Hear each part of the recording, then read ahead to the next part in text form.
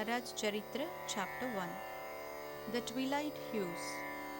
The spirit that has originated all, the banyan tree, the origin of the origin. Moola Purush, Vatavriksha, Moola. The saint of Akkalkot, more popularly known as Sri Swami Samarth, is one of the greatest saints born in Maharashtra. Though he is well known within that state, it is strange that he whose life and spiritual attainment compares favorably with most of the well known saints of India should be known so little to the common people outside the state. He is recognized as an incarnation of Lord Dattatreya. In fact, as the following account of the life of the saint shows, he is none other than Sri Nrisimha Saraswati, whose Nirguna Padukas, the holy stone sandals, have attained fame at Gangapur in Maharashtra. The Padukas are even today unfailing guides to souls which are in search of spiritual illumination. Most of the seekers in Maharashtra resort to them and dedicate themselves to the observance of austerities and the study of the holy book Sri Guru Charitra, which is an account of Sri Nrisimha Saraswati's life and also the life of the earlier avatar of Sri Dattatreya, Sri Sripada Sri Vallabha Swami. Such seekers are unfailingly guided to their appropriate spiritual masters by Lord Dattatreya, either through visions or dreams. Many such seekers of the time were told by Lord Dattatreya to visit his incarnation at Akkalkot as Swami Samarth. For instance, one Baloji Raja who prayed for light at Gangapur was visited by the Supreme Guru Sri Dattatreya in his dream. The Lord said, "When I am in your own principality, that is, as Sri Swami Samarth, why should you come here?" And then the Lord vanished. The reference was plain enough to Baloji Raja. The saint first appeared at Akkalkot on a Wednesday in the month of Ashwini, September to October, in the year 1856. He stayed there for nearly 22 years, yet no one knew anything about his name, parentage, caste, and community, and his native place, even though several of his devotees tried to elicit these details from him. He never told them anything definitely. Though there are hints regarding his antecedents which he dropped now and then, they are not cogent. Once a devotee named Chintopant asked him for these details. He replied, "My caste is that of a cobbler."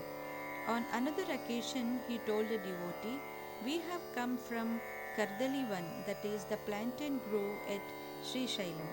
To another devotee by name Karve, he said on a different occasion, "I am a Yajurvedi Brahmin, Gotra is Kashyapa, my name is Nrisimhaban, Pisces, Meena is my lunar sign, Rasi. If you ask me further, I shall thrash you." When another devotee put the same question to him, he replied in a cryptic manner, "I am the spirit that has originated all, the banyan tree, the origin of the origin, Moola Purush, Vatavriksha, Moola." One of his devotees has interpreted the last of the above statements of the saint thus: Lord Dattatreya himself is the banyan tree. Its prop roots are the various incarnations of Lord Dattatreya. Of these, the saint of Akkalkot is one. But in view of the saint's life history, I would like to interpret it in a slightly different way. The saint was the guru of several other saints who were looked upon as the incarnation of Lord Dattatreya by the people.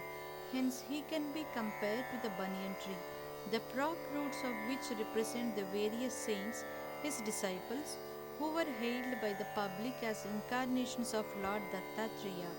So, the saint of Akkalkot is one with Lord Dattatreya, the origin of all those saints. That is why he called himself Moola Purush, the original being. Several were the occasions on which Sri Swami Samarth referred to himself as Nrisimhabhan, Dattatreya, the supreme originator, and said that he hailed from the Kardalivan orchard of Kardali trees. All these references, along with several other spiritual revelations that he graced to some of his devotees, strongly support the view that he is the same as Sri Nrisimha Saraswati of Gangapur. The latter, after living for a long time at Gangapur, he left his Nirguna Padukas as his representatives and reached the celebrated Kardalivan at Srishailam in Andhra Pradesh. He also sent a message to his devotees at Gangapur that his arrival at the Kardalivan will be indicated to them by the mysterious appearance of myriads of flowers floating in the river Bhima Patalaganga near Gangapur. After a short sojourn at the holy place of Srishailam, Sri Nrisimha Saraswati entered the Kardalivan and nothing was known of him even ever after. The above mentioned references of Sri Swami Samarth of Akkalkot fit in exactly with these incidents in the life of Sri Nrisimha Saraswati. Besides, one of the chief disciples of Swami Sri Swami Sutta, son of the Swami, once said to his disciples that Sri Swami Samarth first appeared in the world as a boy of 8 on Chaitra Shuddha Vidya, April to May, in the year 1149. He also added that Sri Nrisimha Saraswati has himself later reappeared as Sri Swami Samarth.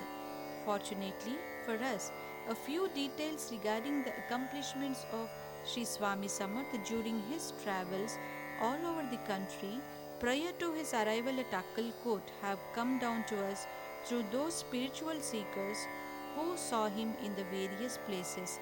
He is said to have wandered long in Himalayas, visiting such holy places as Badrinath, Kedarnath, Gangotri, and Haridwar. Later, he visited other holy places such as Varanasi, Calcutta, Puri Jagannath, Rajor, Udupi, Pandarpur, Sahyadri, Girnar, Mathapur, Karveer, Panchaleshwar, Ashwat, Karanjnagar, Nrisimhavadi, Rameshwar, Begumpur, Mohol, Sholapur, Mangalveda, Gangapur, and many other places.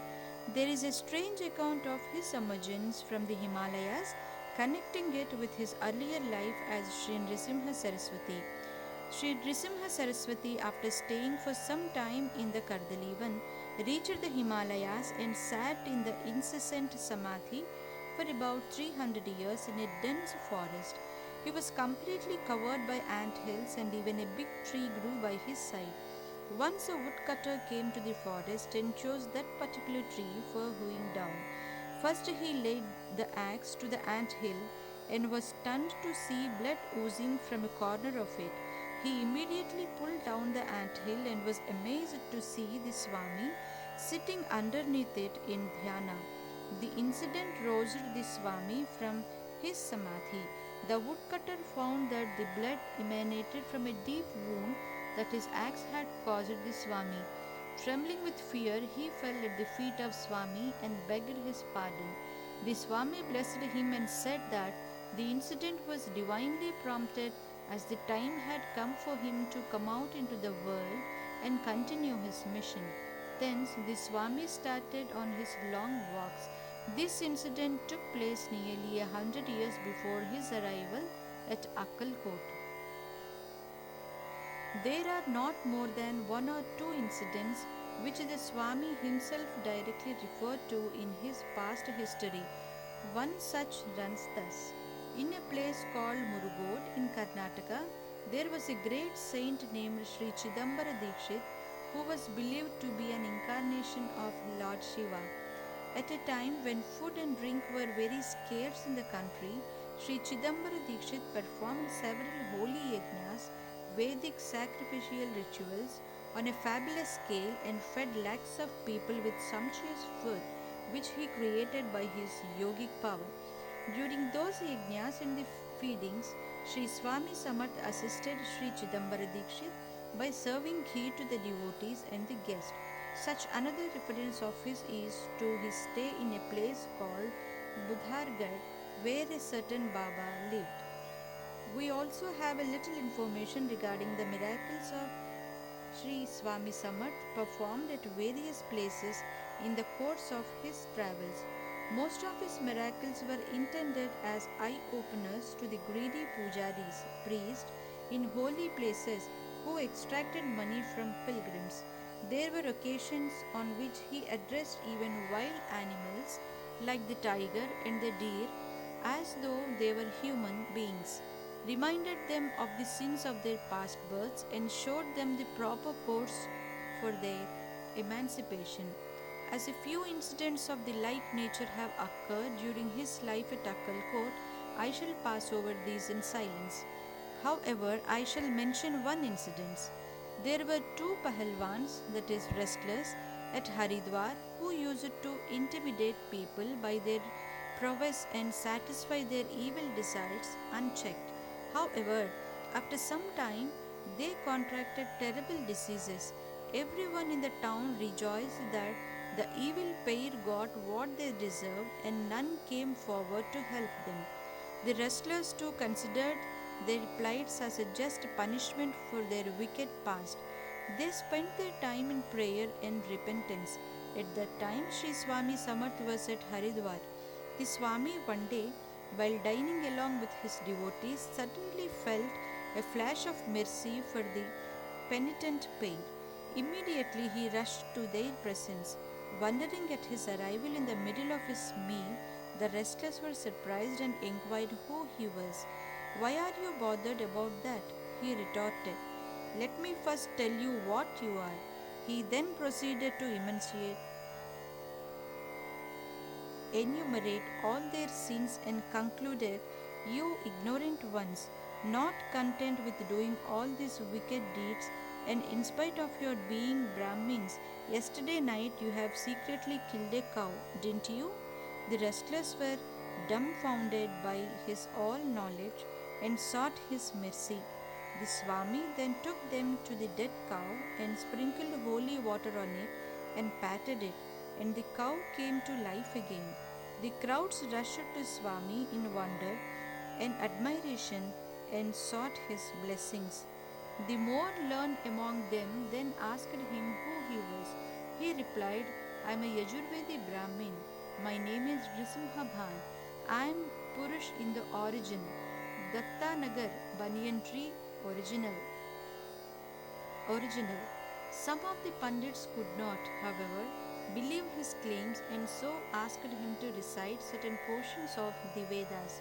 The Swami satisfied them completely by reciting every portion of the four Vedas they chose. There are instances too of Sri Swami Samarth helping spiritual seekers through his divine power. There was a yogi, for instance, who was engaged in penance for 30 years to win the presence of Lord Dattatreya before him. One day, Lord Dattatreya appeared in his dream and told him, "I shall appear before you tomorrow at the entrance of your cave." Next morning, when the yogi was eagerly waiting for the promised appearance, there appeared a tiger at the mouth of the cave. The yogi was slightly shaken, but soon Sri Swami Samarth came there, blessed him, and vanished. Once a celebrate named Alauni Bua arrived at Puri Jagannath with three other fellow pilgrims.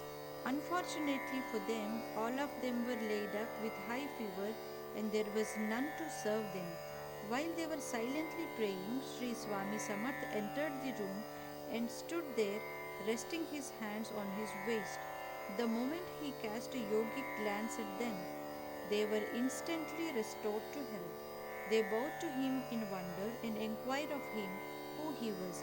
He replied with a smile, "I am this infinite universe. I am everywhere. Yet my favorite resorts are Sahyadri, Girinar, Kashi, Mathapur, Karveer, Panchaleshwar, Audumbar, Karanjnagar, Narsimhavadi, and Gangapur." The poor pilgrims who had no food during the few days preceding owing to fever suddenly felt a keen appetite as soon as their health was restored. Even while the Swami spoke to them, their mind was thinking of delicious food. The next moment they were invited by their neighbors for lunch. The Swami too asked them to have their food. It was a miracle that their passing desire for dainty food should be so immediately satisfied by the grace of the Swami. News of their instant recovery from fever soon spread in the neighborhood, and many people rushed there for his darshan. Among them was a blind man. Not content with touching the feet of Swami, he prayed to the sage to bless him with a chance to see his divine form. Then the Swami took a garland which was placed around his neck and threw it at him. One of the visitors took it and touched the blind man's eye with it, and his sight was restored. When all the people had left, an old man who lingered there slowly whispered to the Swami that his wife was not to be seen anywhere. Fixing his gaze intently at him, the Swami replied, "You old man, desire and attachment have not slacked their grip on you even when you are at the threshold of death. When are you going to get free of them? In your previous birth, you were an oil vendor, quite devoted to me." But the old man did not attach much importance to the words of the Swami. Then the saint replied, "Holy ash." The saint applied holy ash or vibhuti to his forehead and asked him, "Come, tell me who you were in your past birth." The old man's memory of his past revived, and he said, "I am Appa Teli, you are Sri Nrisimha Saraswati." The old man fell at Swami's feet and begged him not to send him away from his holy presence. The word Teli in Marathi means an oil vendor. The Swami then touched the old man's forehead and restored his normal consciousness. By that time, as though by coincidence, the old man's wife and children came there. In the joy of reunion with his wife, the old man was oblivious of his earlier recollections of his past life and left the place with the Swami's blessings. This incident was narrated later by Alauni Bua to a sadhu by name Vaman Bua. Later, Sri Swami Samarth reached Devalgram and left his holy sandals or padukas for the worship of his devotees. The Nawab of Nizam granted a jagir of 8 villages for the maintenance of the shrine erected over the padukas. The Swami was known at that time as Chanchal Bharati, the wandering one. In 1838, the Swami reached Mangal Veda and lived there for 12 years. Yet no one except a yogi by name Balakrishna Bua recognized the greatness of the saint. All the people there took him for a madman. As he moved about completely naked, he was called Digambara Bua or the naked saint. The Swami used to behave sometimes like a madman, sometimes like a child, and at others like a spirit possessed man. This, however, is quite an agreement with Sri Shankaracharya's description of a perfect saint. The Swami used to sit in the common dust. When Balakrishna Bua visited him, he used to stand in the characteristic pose of Lord Panduranga, his hands resting on his waist. His very sight used to inspire in Balakrishna Bua tears of joy. Horripilation and shivering and all other symptoms of intense bhakti or devotion that are enumerated in the mystic books. And Balakrishna Bua was not a superstitious layman. He was an adept in yoga with several yogic powers at his command. One day, a poor Brahmin by name Bhatt invited Sri Swami Samarth to grace his house for bhiksha, that is, food offered to a holy one. The Swami immediately accepted the invitation and promptly arrived at the Brahmin's house by evening. Though he was greatly thrilled at his good fortune, Bhatt's heart was secretly touched by a fear that his poverty might render his hospitality too inadequate for the great Swami. The Swami instantly noticed his fear and told him, "Prepare one loaf prepared only with milk for me. I shall be satisfied." As there was no milk in the house, Bhatt's wife immediately set out for the milkmaid's house.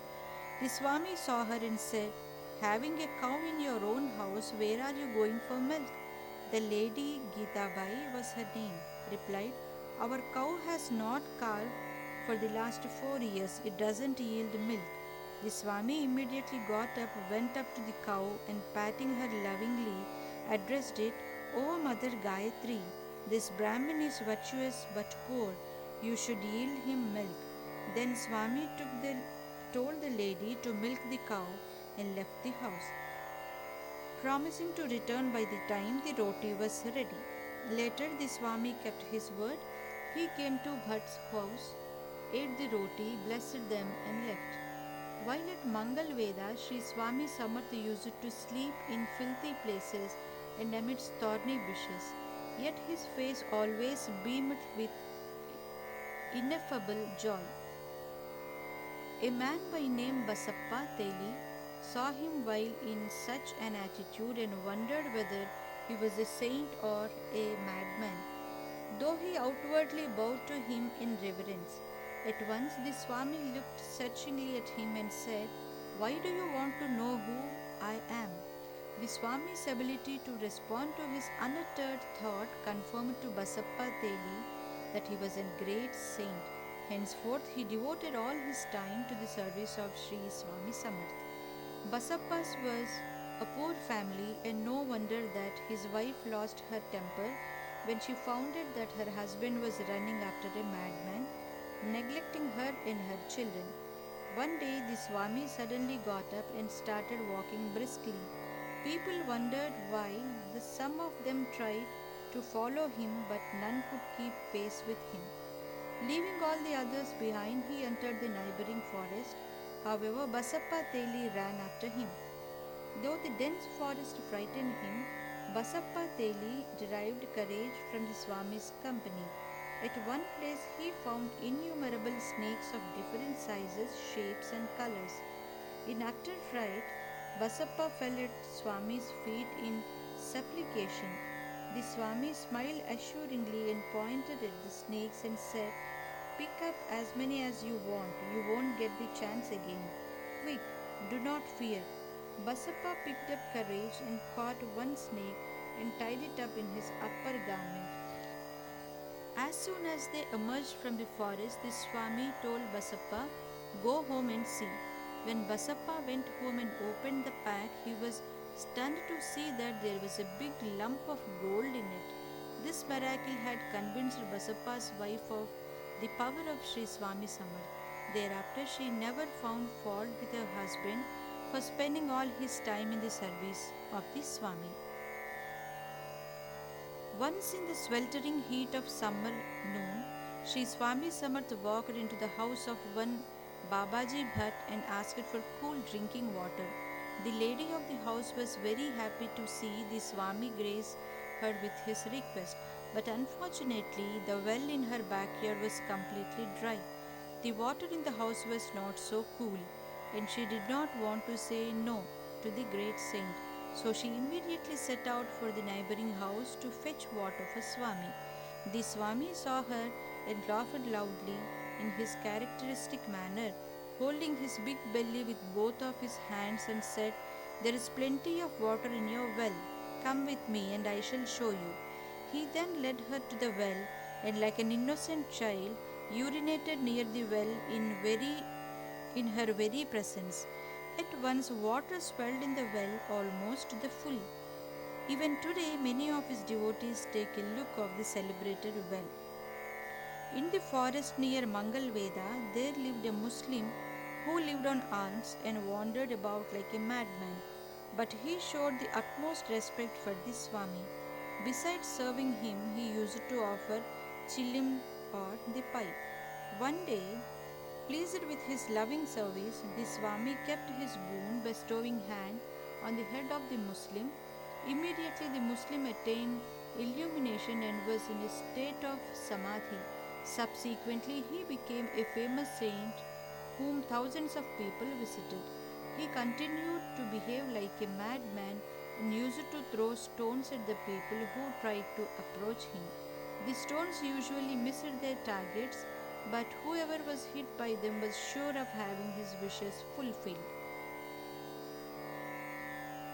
Once during the stay of Sri Swami Samarth at Mangalveda, he had a strange meeting or conference with two great saints.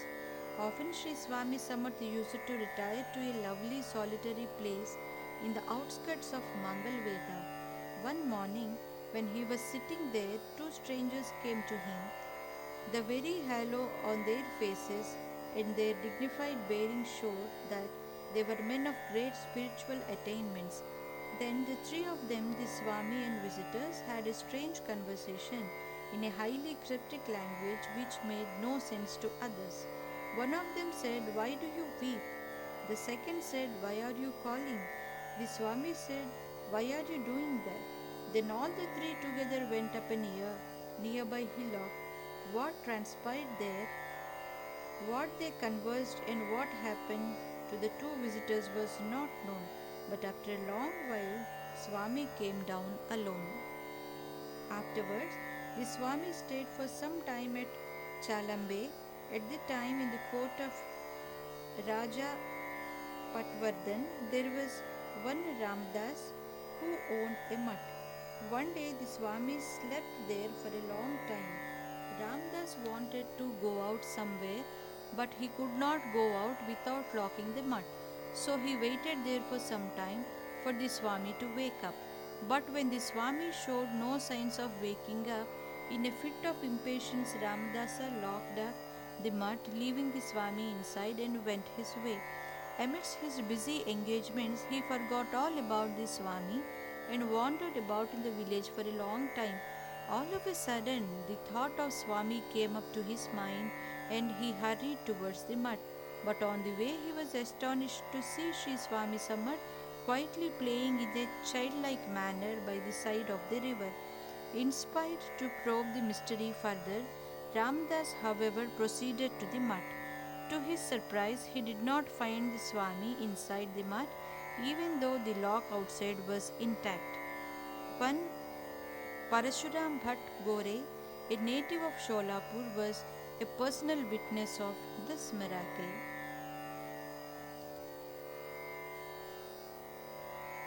There was one incident connected with the Swami's departure from Mangalveda in 1850.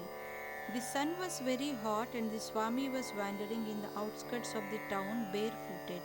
At that moment, there were two farmers named Pandarinath and Eknath working in a nearby field. The Swami approached them and asked Pandarinath to give him the shoes he was putting on. Pandarinath gave them away immediately and the Swami quickly walked away with them.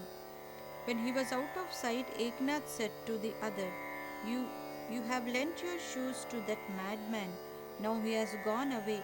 Your elders are sure to take you to task for that. On hearing that, Pandarinath was greatly agitated in his mind. Strangely enough, the Swami came there in a moment and, giving back his shoes, said to Pandarinath, Now your elders do not have to scold you. And the Swami left the place immediately. At first, the farmers thought that the Swami might have overheard their conversation, hiding himself nearby.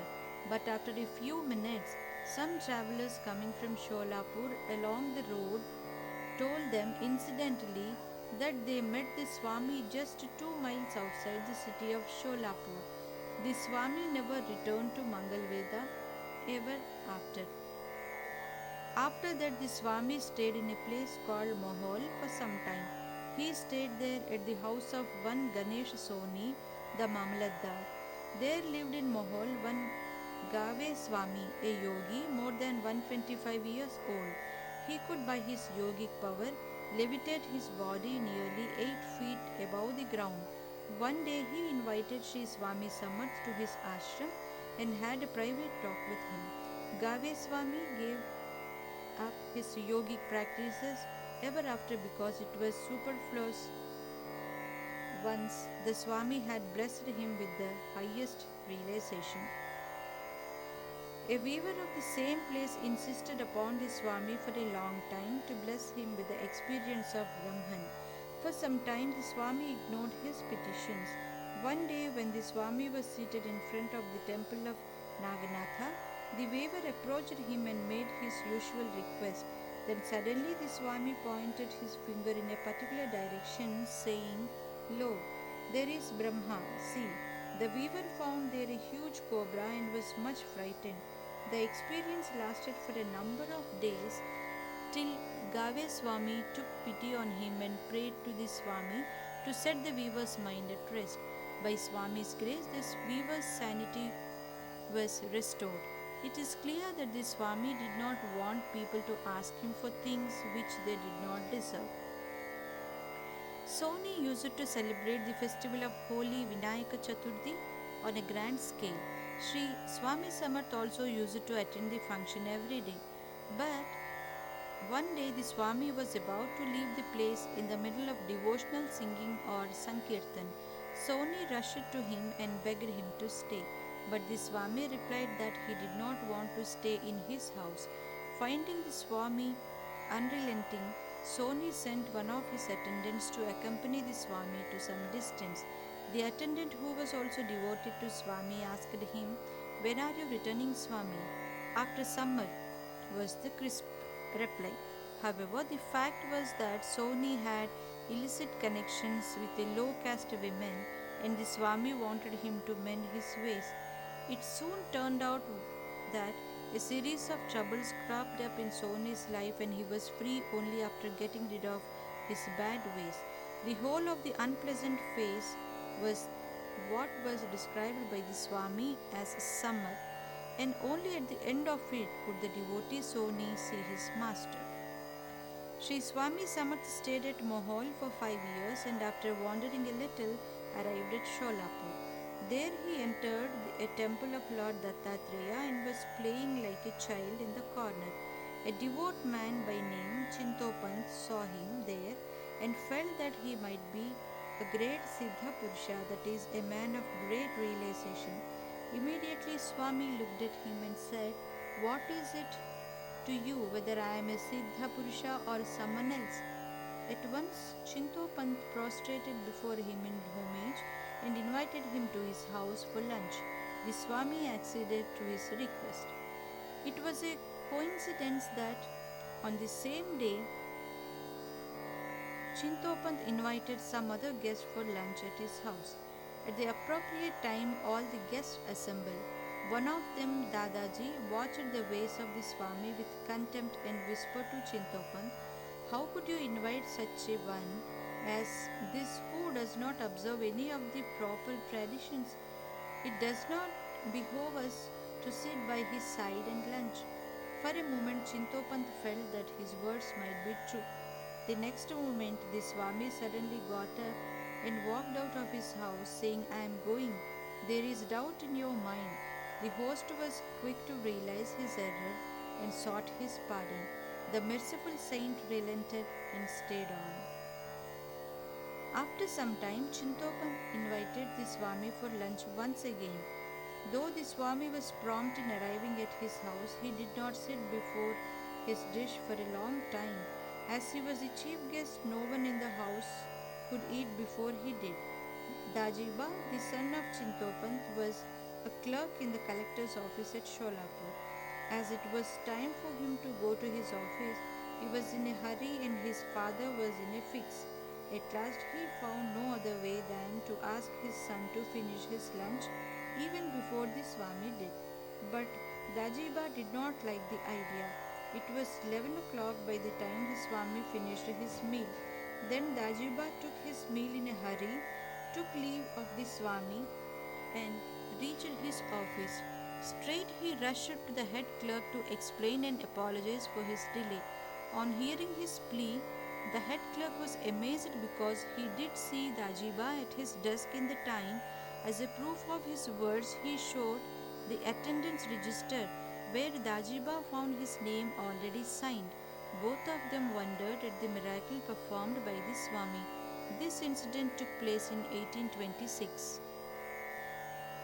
Shortly after, Chintopant retired from his office and was offered a decent job in the royal court of Akkalkot. He naturally requested the Swami to proceed with him to Akkalkot. Now summer is very hot. I shall come after rains, replied the Swami. Chintopant went alone and took his office. Soon after, the reigning ruler of Akkalkot died and was succeeded by his brother. There was a heavy rain. It was green and beautiful everywhere in nature. The wandering Swami reached Akkalkot. Jai Guru Datta.